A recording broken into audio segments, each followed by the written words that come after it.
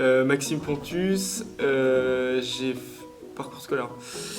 J'ai fait un baccalauréat scientifique et après, du coup, je me suis orienté vers une classe préparatoire ECS, donc c'est classe prépa HEC.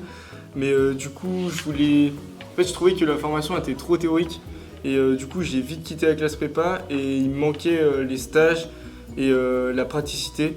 Et aussi, je voulais absolument découvrir le monde de l'entreprise. Et du coup, je me suis orienté vers un DUT GEA.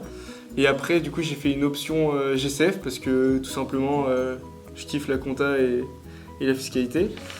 Et ensuite, du coup, j'ai fait le magistère de sciences de gestion à Paris-Dauphine. Je suis actuellement en licence 3 de cette formation. Et du coup, ça reprend un peu les matières du DUT, donc c'est assez généraliste. Je vois finance, fiscalité, marketing, droit du travail, etc.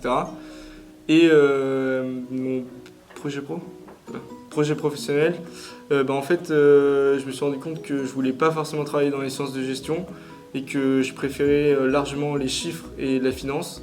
Du coup, je pense que je vais quitter le magistère, je vais partir sur un master finance et après travailler dans un fonds d'investissement en M&A ou private equity.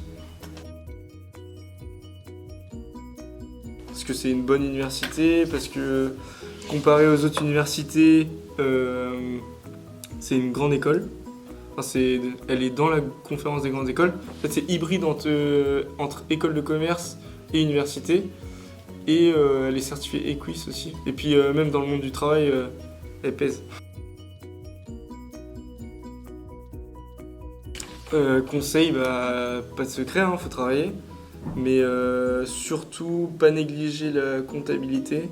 Parce qu'en soi, même si on veut travailler dans le marketing, bon, peut-être moins en communication, mais la comptabilité, ça va toujours servir. C'est la base d'une entreprise.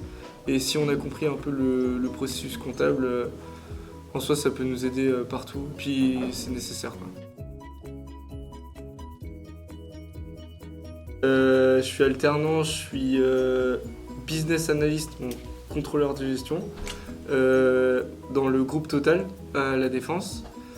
Et du coup, ce que je fais, c'est je suis sur un projet de fiabilisation des marges commerciales. C'est un peu technique, c'est en lien avec l'ERP et SAP. Et du coup, en fait, je vérifie que les marges communiquées, les marges qu'on utilise pour la stratégie, sont les bonnes marges, celles qu'on retrouve dans les marges qui sont auditées, celles qu'on retrouve dans le compte de résultat, etc. Parce qu'en fait, on ne travaille pas avec le compte de résultat. Il y a un logiciel qui va reprendre tous les comptes et qui va bien les mettre par client, par produit, etc. pour ensuite prendre des décisions. Enfin, c'est un peu comme les seuls intermédiaires de gestion, c'est du voir ça. Et du coup, en fait, il y a un problème dans ce processus.